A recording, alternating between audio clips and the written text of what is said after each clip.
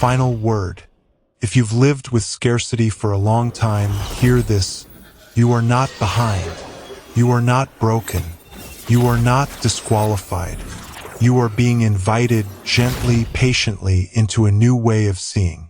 A way where fear no longer leads, where faith isn't theoretical, where abundance becomes a lifestyle, not a fantasy. As I step into 2026, I'm choosing to believe this. There is enough. I am enough.